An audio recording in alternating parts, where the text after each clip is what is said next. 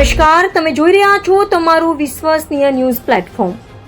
સાબરકાંઠા અને અરવલ્લી જિલ્લામાં છેલ્લા કેટલાક સમયથી વધી રહેલા ઢોરચોરીના બનાવોને લઈને એક મોટી કાર્યવાહી સામે આવી છે. લોકલ ક્રાઇમ બ્રાન્ચ સાબરકાંઠાએ મોટી સફળતા મેળવી છે અને કુલ 9 ઢોરચોરીના ગુનાઓનો ભેદ ઉકેલી લીધો છે.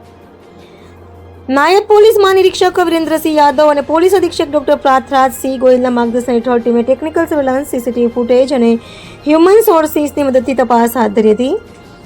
બાતમીના આધારે પોલીસે નવાગામ નજીક હાઈવે પર ટ્રેપ ગોઠવી અને સફેદ મહિન્દ્રા TUV 300 કારમાં ફરી રહેલા શંકાસ્પદ આરોપીઓને ઝડપી પાડ્યા હતા.